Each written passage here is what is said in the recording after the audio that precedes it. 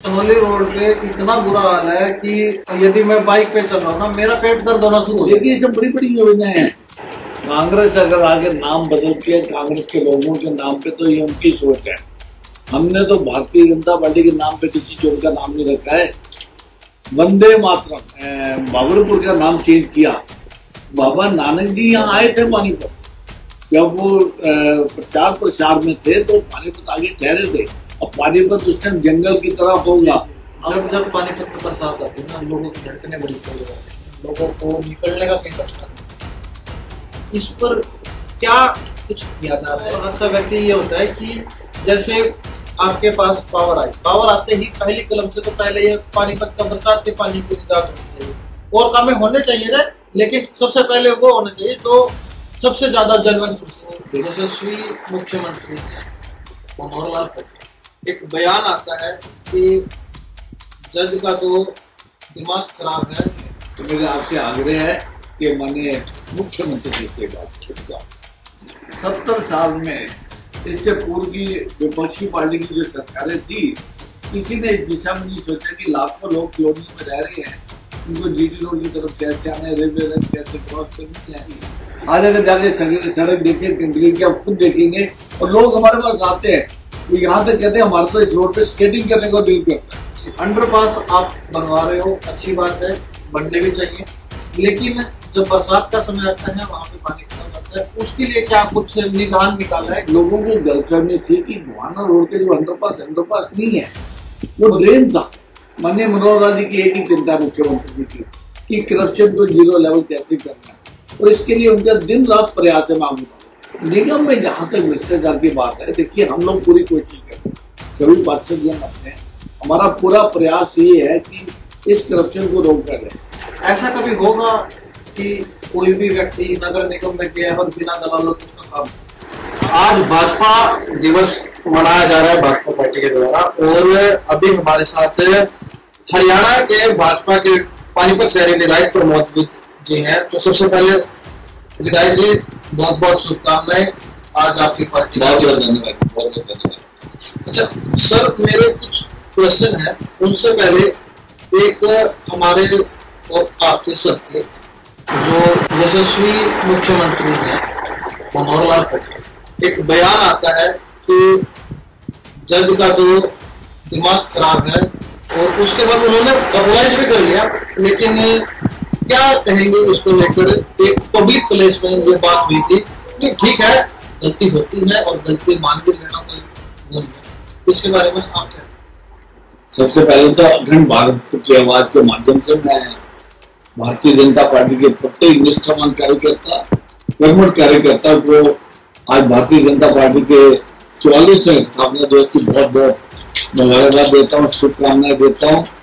उन्हीं के अंतक प्रयास से आज भारतीय जनता पार्टी जो है विश्व की सबसे बड़ी पार्टी, और पूरे भारतवर्ष में हमारे राष्ट्रीय अध्यक्ष माननीय JP नड्डा जी, उनके नेतृत्व में, और प्रधानमंत्री माननीय श्री नरेंद्र मोदी जी के नेतृत्व में हम राष्ट्र निर्माण की दिशा में आगे बढ़ रहे हैं। तो इसके लिए मैं सभी कार्यकर्ताओं को आज के दिवस की बहुत बहुत शुभकामनाएं, बहुत बहुत जो विषय आपने दिया है, मैं उस पर अपने कोई भी कमेंट देना उचित नहीं समझता। आप इसके बारे में अगर कुछ भी बात करना चाहें तो मेरे आपसे आग्रह है कि माननीय मुख्यमंत्री जी से बात करें। जैसे कोई मिलना होगा तो ये चीज जरूर पूछिएगा। और मैं एक चीज आपसे पूछना चाहता हूँ, लोग काफी उम्मीद लेके विधायक के पास आते हैं कि कोई भी जायज काम है, नाजायज काम है, वो उनका अपना पर्सनल मैटर होता है, लेकिन जब एक विधायक के पास जाते हैं तो बहुत ज्यादा उम्मीद लेकर जाते हैं। मैं ये पूछना चाहता हूँ, विधायक के क्षेत्र में क्या क्या काम आते हैं, क्या क्या वो काम वो कर सकते हैं? देखिए, 2 तरह से हम काम करते हैं। सबसे पहले तो पानीपत के डेवलपमेंट के 2 कार्यक्रम है जो हमारा विजन था। जब मैंने 2019 में चुनाव लड़ा, मैंने इसकी घोषणा की और मैं उस पर पूरा उतर रहा हूँ। आप देखेंगे पानीपत के डेवलपमेंट के नाम पर हमारे माननीय मुख्यमंत्री मनोहर लाल जी ने हमारे को एक विशेष आशीर्वाद दिया। हम जो भी योजनाएं बनाते हैं, जो भी उसकी फिजिबिलिटी रिपोर्ट्स बनवाते हैं, उसके लिए डीपीआर तैयार करवाते हैं, उसके लिए फंड का अरेंजमेंट जो है माननीय मुख्यमंत्री जी करते हैं। मैं आपको बताऊं कि अभी आप देखिए पानीपत में अंडरपास की कंस्ट्रक्शन चल रही है। 70 साल में इससे पूर्व की विपक्षी पार्टी की जो सरकारें थी, किसी ने इस दिशा में नहीं सोचा कि लाखों लोग कॉलोनियों में रह रहे हैं, उनको जीटी रोड की तरफ कैसे आना है, रेलवे लाइन कैसे क्रॉस करनी है। ये पहली बार हमने सोचा और माननीय मुख्यमंत्री इस पर मोहर लगाए। अभी आप देखेंगे हमारे 3 बड़े प्रोजेक्ट शुरू होने जा रहे हैं। एक रेलवे ओवरब्रिज है 2 गोहाना रोड का, और साथ ही साथ हमारा रेलवे ब्रिज है इंडस्ट्री एरिया से लेके डीडी रोड स्काईलाइट के उतरेगा। इसके साथ ही एक जो नाका है हमारा संध रोड का, उसके ऊपर ट्रैफिक बहुत है, रिफाइनरी का बहुत ट्रैफिक है वहां, तो वहां पे भी एक फ्लाईओवर आ रहा है। इस पानीपत जो उद्योग तो यहाँ पे फायर स्टेशन की बहुत बड़ी जरूरत थी। तो मैं आपको जानकारी देना चाहूंगा आपके माध्यम से सब लोगों को कि सरकार ने उसकी लैंड जो है अलाउ करती है हुड्डा सेक्टर 25.1 के अंदर क्लब के सामने, और बहुत जल्दी उसका निर्माण भी शुरू हो जाएगा। पानीपत में ऑडिटोरियम का हम पोस्ट कर चुके हैं, इसके पोर्टल के ऊपर टेंडर के लिए बहुत जल्दी माननीय मुख्यमंत्री जी उसका भी फाउंडेशन स्टोन रखेगी, जो ऐसी विद्या मंदिर के सामने सेक्टर 12 में आ रहा है। इसी के साथ ही साथ माननीय मुख्यमंत्री ने विशेष सौगात दिया पानीपत को। आप जानते हैं हमारे यहाँ मेरे चोपड़ा जी ने जीता, तो हम चाहते थे स्टेडियम भी हम बनाया जाए, इंडोर स्टेडियम। तो उसके लिए मैंने मुख्यमंत्री से प्रार्थना की, तो माननीय मनोहर लाल जी ने उस पर अपनी मोहर लगाई, और जो हमारा सोनौली रोड के ऊपर जो जगह की सब्जी वहाँ एक इंडोर स्टेडियम बहुत जल्दी इसके भी पोर्टल के ऊपर टेंडर पोस्ट किया जा रहा है, जो एक प्रक्रिया है 2 महीने इसमें लगते हैं। इसके फंड के अरेंजमेंट माननीय मुख्यमंत्री कर चुके हैं, इसके लिए उनका बहुत बहुत धन्यवाद है। इसका उद्घाटन भी मुख्यमंत्री करेंगे। हमारा लगातार प्रयास है। अब देखिए शहर में हम लगभग इस टाइम 108 कम्युनिटी सेंटर बना रहे हैं हर समाज का। पर एक मेरा और भी विजन था और मैं उस पर कार्य कर रहा हूँ, जो सड़कें जिन पे हैवी ट्रैफिक है वो कंक्रीट की होनी चाहिए। आज अगर आप जाके देखेंगे वीरबाग टुड्डी से लेकर कंकर चौक तक, जो एक बहुत बड़ी समस्या थी इस शहर की, आज अगर जाके सड़क देखें कंक्रीट की, आप खुद देखेंगे और लोग हमारे पास आते हैं तो यहाँ तक कहते हैं हमारे को इस रोड पे स्केटिंग करने का दिल करता है। एंजल माल वाली सड़क हमने जीटी रोड से ऑलरेडी कंक्रीट की बना चुके हैं। अब हम गंगापुरी मार्ग जो है, गंगापुरी रोड जो है, उसको कंक्रीट की बनाने जा रहे हैं डिवाइडर लगा के। इसी के साथ ही साथ सुखदेव नगर में बस स्टैंड से लेकर विजय चौक तक की जो सड़क है वो कंक्रीट की बनने जा रही है। सलारदेव गेट से देवी मंदिर तक ये सड़क भी हम कंक्रीट की बना रहे हैं। और अभी आपके सामने है गोहाना रोड का 4 लेनिंग चालू है, डिवाइडर बन चुका है, उसके ऊपर अब फैंसी लाइटों की फाउंडेशन तैयार होगी, आप देख सकते हैं। इसी तरह से संत रोड पे अगर आप देखें डिवाइडर का निर्माण हो चुका है, इस पर लाइटों का इंतजाम किया जा रहा है। एक बड़ी योजना तो माननीय मुख्यमंत्री जिसके लिए हमें 74 करोड़ रुपया दिया है, संजय चौक से लेकर कुरार तक ये 4 लेन होने जा रही है। इसका काम मैं उम्मीद करता हूँ कि टेंडर 2 महीने में लगा के इसको अलाउ कर दिया जाएगा। ये बड़ी योजना है, शहर के सोनौली रोड के ट्रैफिक भी उससे इसके लिए तो मैं आपको स्पेशल थैंक्स करना चाहूंगा सोनौली रोड के लिए, क्योंकि सोनौली रोड पे इतना बुरा हाल है कि यदि मैं बाइक पे चल रहा हूँ ना, मेरा पेट दर्द होना शुरू हो जाएगी। ये सब बड़ी बड़ी योजना है। उनकी सरकारों ने क्यों नहीं सोचा कि शहर की पॉपुलेशन बढ़ रही है, इंडस्ट्री बढ़ रही है। आज आप देखिए, मैं शहर में एक बात और बताता हूँ आपको, हम बहुत सारे सब स्टेशन इलेक्ट्रिक रोड पे लेके आ रहे हैं, क्योंकि यहाँ कंजम्पशन बढ़ रही है, इंडस्ट्री बढ़ रही है। ये ना हो कि इंडस्ट्री बढ़ जाए, पावर सप्लाई में प्रॉब्लम आ जाए। हम लगातार इस प्रयास पे वो भी काम करते हैं। मैं जैसे आपने शुरू में अंडरपास के साथ अंडरपास आप बनवा रहे हो, अच्छी बात है, बनने भी चाहिए, लेकिन जब बरसात का समय आता है वहां पे पानी खड़ा हो जाता है, उसके लिए क्या कुछ निदान निकाला है? क्योंकि बनने के बाद पानी रुके हुए हमने देखा है और वो काफी दिन हो जाते हैं। तो उसमें से एक हमारा ये असंध रोड वाला भी था, चलो अब आपने शुरू करवाया है, इसका निर्माण होगा दोबारा से। और एक ऐसा ही गोहाना जो पुल है वहां पर भी इस प्रकार से है, वो तो पता नहीं कितने सालों से ऐसे कैसे ही हो। देखिए, अब लोगों को गलतफहमी थी कि गोहाना रोड के जो अंडरपास नहीं है, वो ड्रेन था, नेवर अंडरपास, वो बना दिया। फिर लोगों ने यूज किया और अंडरपास का नाम दे दिया। अंडरपास सब बन रहा है और सरकार की योजना के हिसाब से भी आप देखें, हरियाणा में कई जगह आप देख सकते हैं ब्रिज रोड पे जाते हुए जो नए अंडरपास बन रहे हैं उनके ऊपर रूट भी आ रही है, उनके ऊपर बॉर्डर का ऐसे अरेंजमेंट किया जा रहा है पानी अंदर नहीं जाएगा। ऐसा साधन सारा मुझे बताया गया रेलवे के इंजीनियर ने कि पूरा साधन कर रहे हैं, वहां पानी नहीं रुके। अच्छा, एक चीज और मैं पूछना चाहूंगा, पानीपत का नगर निगम हरियाणा में फेमस है भ्रष्टाचार को लेकर। आप भी कई बार गए हो, आपने निरीक्षण भी किया है और हम भी वहां पे थे तो काफी कमियां मिली थी, तो उस पर कभी लगाम लगेगी या नहीं लगेगी? देखिए, ये जो करप्शन है ना, ये कई बार मैं तो ये देखता हूँ कि फ्रीडम के बाद आप कह लीजिए विपक्षी पार्टी में राज करते हुए ब्लड में आ गए, उसको दूर करने का प्रयास माननीय मनोहर लाल जी जो कर रहे हैं, पोर्टल के माध्यम से सभी योजनाएं, सभी काम टाइम बार करके उसको वो करने की पूर्णतः कोशिश कर रहे हैं। उसमें बहुत हद तक कामयाब हो चुके हैं। जो थोड़ी बहुत करनी है, अभी अधिकारी या कर्मचारी उसको न्याय तरह उठाते हैं। मैं समझता हूँ कि बहुत जल्दी आप देखेंगे इसमें भी और बड़े अच्छे तरीके से सुधार किया जा रहा है। माननीय मनोहर लाल जी की एक ही चिंता मुख्यमंत्री जी की कि करप्शन को जीरो लेवल कैसे करना है, तो इसके लिए उनका दिन रात प्रयास है मांग और हम बड़े खुश होते हैं इस बात को देख के कि आज रजिस्ट्रियों के लिए टोकन लेने के लिए किसी को सिफारिश नहीं करनी पड़ती है, सिस्टम बना हुआ है। निगम में जहां तक भ्रष्टाचार की बात है, देखिए हम लोग पूरी कोशिश करते हैं, सभी पार्षद जन अपने, हमारा पूरा प्रयास ये है कि इस करप्शन को रोका जाए। थोड़ी बहुत प्रॉब्लम दूर हो गए, एनडीसी की प्रॉब्लम है, परिवार पहचान पर थोड़ी सी प्रॉब्लम आई हुई है, लेकिन हम सचेत है उसके प्रति भी। माननीय मुख्यमंत्री संज्ञान में है सारी बातें, और मैं उम्मीद करता हूँ पानीपत निगम के अंदर एनडीसी और जो आईबी की प्रॉब्लम है, ये हम मई तक इसको कम्प्लीटली दूर कर पाएंगे। अच्छा, एक करप्शन पे लगाम लगाएंगे। अच्छा, एक चीज मैं पूछना चाहूंगा, ऐसा कभी होगा कि कोई भी व्यक्ति नगर निगम में गया और बिना दलालों के उसका काम?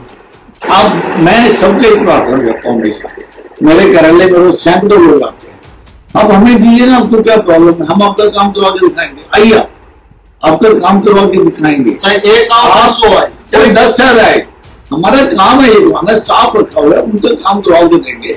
अगर समय थोड़ा सा ज्यादा लग जाता है किसी टेक्निकल वजह से, डॉक्यूमेंटेशन में कमी होती है कई बार, तो उसके लिए उनकी चिंता मत करें कि हमारे को करप्शन की तरफ जाना है। क्यों जाना है?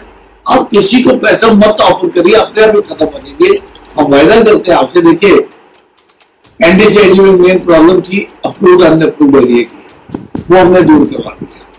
चंडीगढ़ में हम लोग जाके एक हफ्ता बैठे अधिकारी के साथ, वहां पे कंप्यूटर में सारी एंट्री करवाई हमारे स्टाफ ने। अब अगली है डेवलपमेंट चार्जेस कहीं गलत डले हुए हैं, जब पोर्टल में गलत डले हुए हैं तो जब उसका प्रिंट आउट निकालेंगे तो गलत आएगा। तो हम लगातार प्रयास करके कमिश्नर साहब राहुल नरवाल जी जब से आए हैं, अब विकास की गति देख लीजिए, उनकी कार्यशैली को देख लीजिए, चिंता से काम कर रहे हैं। हमारी मेयर को देख लीजिए, दिन रात हम उनके टाइप करके पानीपत में जो भी काम होने हैं ताकि वो जल्दी से जल्दी हो और अच्छे तरीके से हो। मैं आपको यकीन दिलाता हूँ कि एनडीसी की जो दूसरी प्रॉब्लम है, जो डेवलपमेंट चार्जेस गलत डले हुए हैं, ये हम अप्रैल में ठीक करवा लेंगे। लगातार इसमें प्रयास चल रहे हैं हमारे, और मई के अंदर लोगों को बहुत बड़ी सुविधा देने जा रहे हैं ताकि लोगों को निगम में जब जाए तो कम से कम समय में उनके काम। शहरों में चौकों के नाम बदल दिए जाते हैं, सरकारें आती हैं, सरकारें जाती हैं, कभी कांग्रेस आएगी, कांग्रेस अपने नाम कर देगी चौक का, चौराहे का, शहर में किसी भी जगह का, और फिर दूसरी सरकार आएगी, फिर दूसरी सरकार। इसका फायदा क्या हुआ? मुझे फायदा समझना है। अगर कोई भी हम काम करते ना कि जनता की भलाई के कार्य है। देखिए, कांग्रेस अगर आगे नाम बदलती है कांग्रेस के लोगों के नाम पे, तो ये उनकी सोच है। हमने तो भारतीय जनता पार्टी के नाम पे किसी चोर का नाम नहीं रखा है। वंदे मातरम हम भी कहते हैं, भारतीय जनता पार्टी भी कहती है, कांग्रेस भी कहती है, सभी राजनीतिक पार्टियां कहती हैं। इसका मायने ये है वंदे मातरम का, मां तुझे नमस्कार। ये सबका चौक है, सबके नाम पर चौक है। और मैं एक बात और कहता हूँ, आपने कभी नहीं देखा होगा, अगर हमने बाबरपुर का नाम चेंज किया, बाबा नानक जी यहाँ आए थे पानीपत, जब वो प्रचार प्रसार में थे तो पानीपत आगे ठहरे थे। अब पानीपत उस टाइम जंगल की तरह होगा, अब क्या कह सकते हैं क्या ठहरे? मैं कहता हूँ ठहरे ही बाबरपुर में थे, और वहां का नाम पहले गुरु नानकपुर था, शायद बाबर ने उसका नाम चेंज किया हो। तो हमने पूर्व में जो हमारे गुरु हैं, आज भी हमारे गुरु हैं, और सिख समाज में हम सब उसको मानते हैं। इसमें कोई हिंदू या सिख का भी सवाल नहीं है। ठीक है ना। तो हमने उनका नाम उनका रखा, हमने किसी भी भारतीय जनता पार्टी को उसको नाम नहीं रखा है। कांग्रेस ऐसा काम करती है, हम तो राष्ट्र पार्टी है, राष्ट्र की निष्ठा में हम क्यों उनके नाम चेंज कर रहे हैं। अच्छा, जब जब पानीपत में बरसात आती है ना, लोगों की धड़कनें बड़ी तेज हो जाती हैं, लोगों को निकलने का कहीं रास्ता नहीं। इस पर क्या कुछ किया जा रहा है? और जैसे मेरी समझ है कि जैसे मैं आपको एक तरीके से अच्छा व्यक्ति मानता हूँ, और अच्छा व्यक्ति ये होता है कि जैसे आपके पास पावर आई, पावर आते ही पहली कलम से तो पहले ये पानीपत का बरसात के पानी की निजात होनी चाहिए, और कामें होने चाहिए थे, लेकिन सबसे पहले वो होना चाहिए जो सबसे ज्यादा जनगण से। देखिए, पानीपत में बहुत माइग्रेटरी लेबर है, बहुत इंडस्ट्रियल व्यापार बहुत बड़ा है, डिस्पोजल जो है गार्बेज की बहुत ज्यादा है, और उसको हर आदमी अपने यहाँ से घर से या दुकान से निकाल के सीधा नाली में फेंक रहा है। ये एक समस्या है, लेकिन उसका सुधार तो हमें ही करना है, मैं इस बात को मानता हूँ। हमने लगातार प्रयास करके पानीपत में 9 जगह आइडेंटिफाई की है जहाँ पे कनेक्टिविटी की प्रॉब्लम है, कि सीवर और ड्रेन पीछे बने हुए आगे प्रॉपर्टी कनेक्टेड नहीं हुए, चाहे वो चौड़ा बाजार का है, चाहे पिचलना बाजार का है, गुरुद्वारा रोड का है, मार्केट रोड के अंदर गुरुद्वारा रोड पे यही प्रॉब्लम है। यही प्रॉब्लम हमारे को शिवाजी स्टेडियम के बाहर यही प्रॉब्लम है वहां पे, और ऐसे और भी कई स्थान है, जैसे वीवर कॉलोनी लो लाइन एरिया है, ये 5 से 6 हमारी कॉलोनी है।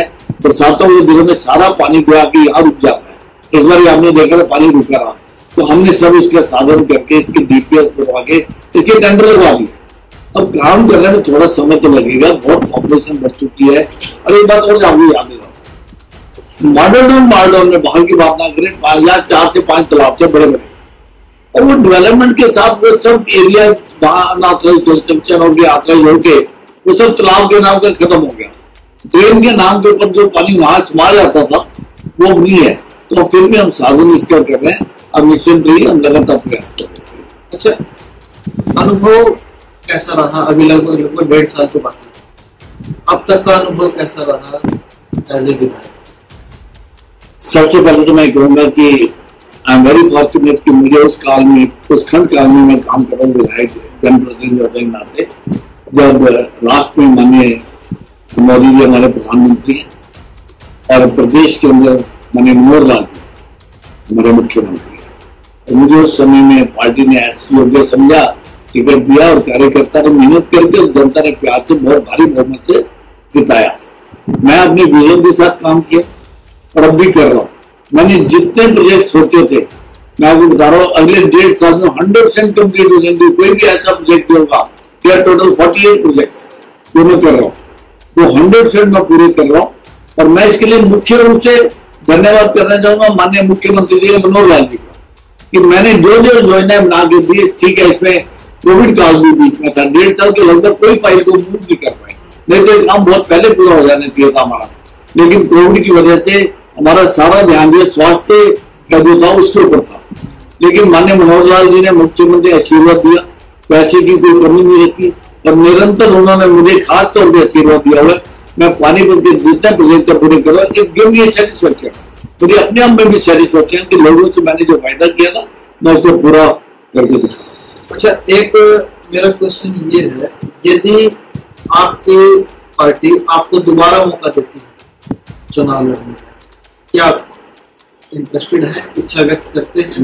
मैं तो हमेशा इंटरेस्टेड हूँ, पर निर्णय पार्टी का, सर्वप्रिय जो है पार्टी है हमारे यहाँ। तभी मैंने स्टार्टिंग मैंने इस तरीके से किया। हम तो चाहते हैं कि हम एक बार और मौका लेंगे, पार्टी से प्रार्थना करेंगे कि हमें एक मौका और दिया जाए, ताकि पानीपत के और भी जो काम मेरे विजन में है हम उसको भी कर पाए। पर मेरे अंतिम निर्णय हमेशा पार्टी का आता है और उसको हम स्वीकार करते हैं। अच्छा, एक लास्ट क्वेश्चन होगा, यदि कोई अधिकारी अपने कामों में कमी में पाया जाए या रिश्वत लेता पाया जाए, तो एक एज ए विधायक उसके ऊपर आप क्या एक्शन ले सकते हैं? क्योंकि लोग जानना चाहते हैं, हमसे पूछते हैं कि भाई क्या क्या क्या हो सकता है, वो सस्पेंड हो सकता है, वो टर्मिनेट हो सकता है, उसको ट्रांसफर किया जा सकता है, आखिरकार हो क्या सकता है? चाहे जानकारी में कोई डिपार्टमेंट, सिर्फ निगम मैं वही कर रहा, या निगम हो या पानीपत प्रशासन, मेरी जानकारी में जैसी एक आया कि पानीपत निगम के अंदर सरकार के नियम है कि कोई भी टेंडर 10% से ऊपर नहीं बनाया जा सकता।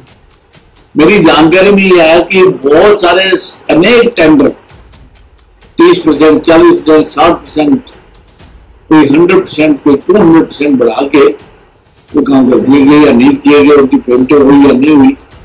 जब मेरी जानकारी में आया तो मैंने सारी सूचना माननीय मुख्यमंत्री से ज्ञान में लाया। आप जान के हैरान होंगे, एकदम नियम बन चुका है। सब यूएलबी के चाहे नगर पालिका है, चाहे जिला परिषद है, नगर परिषद है, चाहे निगम है, सबको रिटर्न में आ चुका है कि ये 10% से ऊपर कोई भी टेंडर ऊपर नहीं बढ़ा सकते।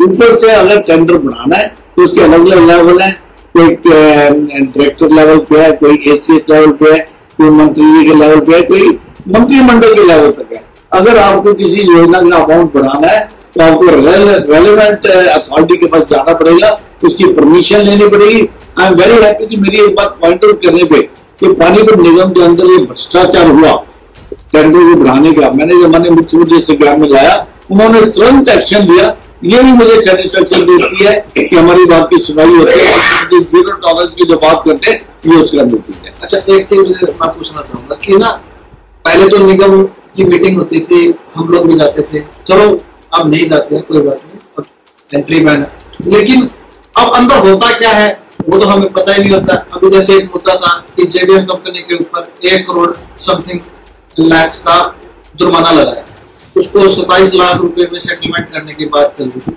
क्या कुछ मामला है ये? और इसमें जैसे मैंने एक आर्टिकल पढ़ा था दैनिक अखबार का, उसमें कई पार्षदों ने उसमें सहमति भी जताई।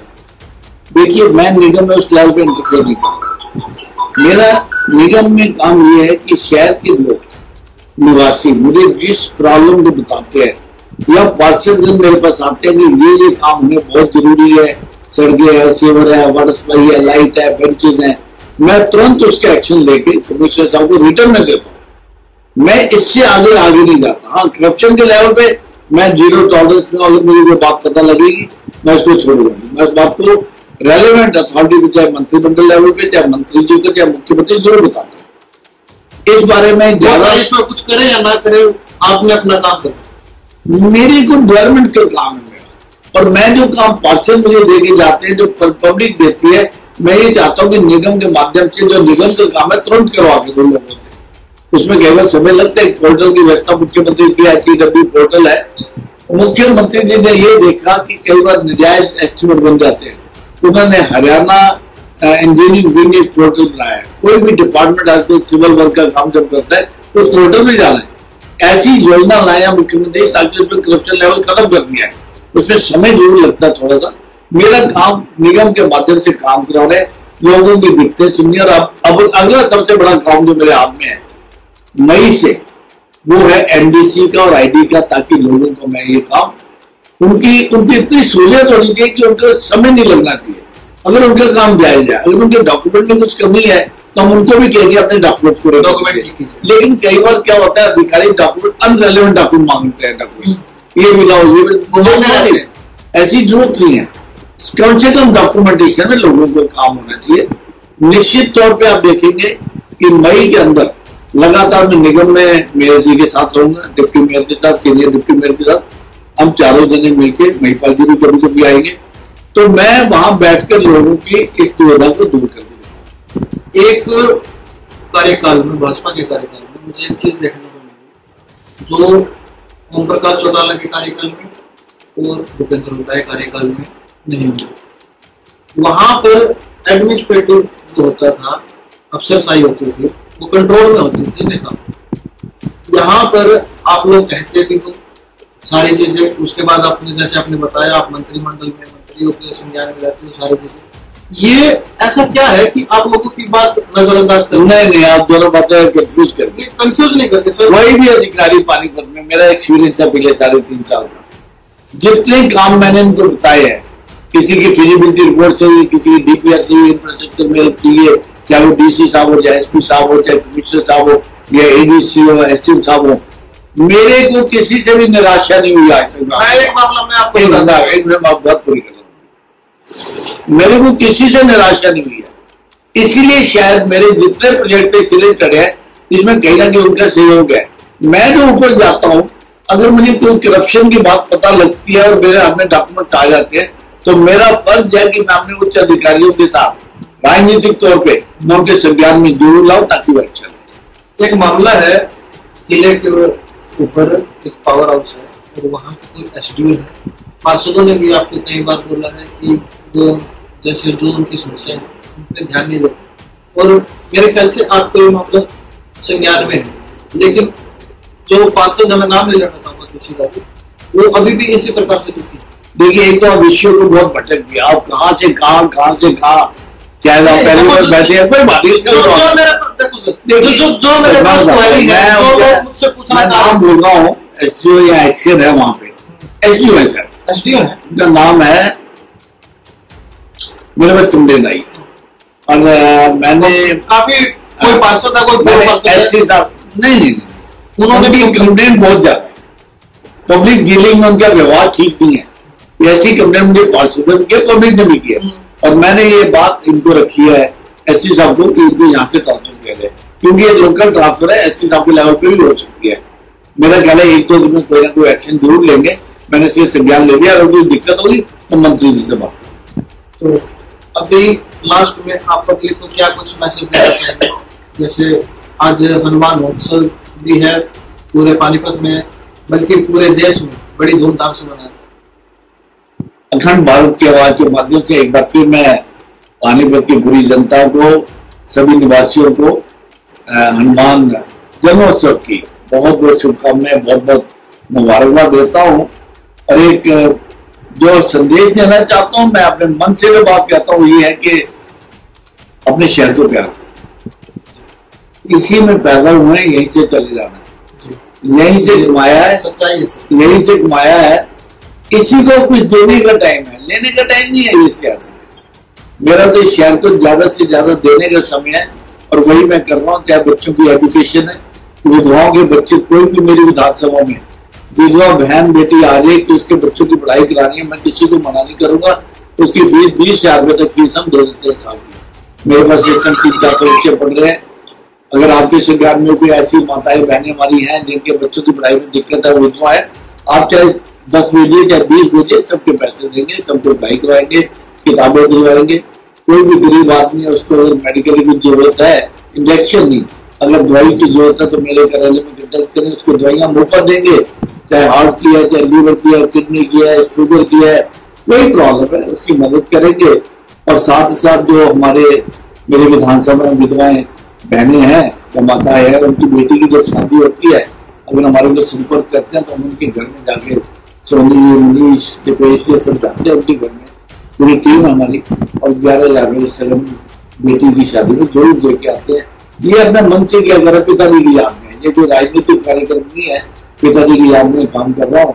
और दूसरा काम शहर की डेवलपमेंट क्या है, बस लोगों से एक ही हाथ जोड़ के विनती है कि लेट्स लव आवर सिटी। इसके लिए जो कर सकते हैं, जो जितना सक्षम है वो जरूर करें। लगभग जो है इतने सारे जो प्रोजेक्ट कब तक, मतलब एक उम्मीद, एग्जैक्ट डेट पे तो कोई काम होता नहीं, उम्मीद कब तक लगाई जाए? मैं उम्मीद करता हूँ कि अक्टूबर 24 से पहले सब काम करें। मैं आपसे एक रिक्वेस्ट करता हूँ, जो पानी की समस्या है, जल भराव की समस्या है बरसात के समय, उसको विशेषकर थोड़ा सा पहले कीजिएगा, समस्या बहुत ज्यादा गंभीर है। आप बहुत जल्दी देखेंगे।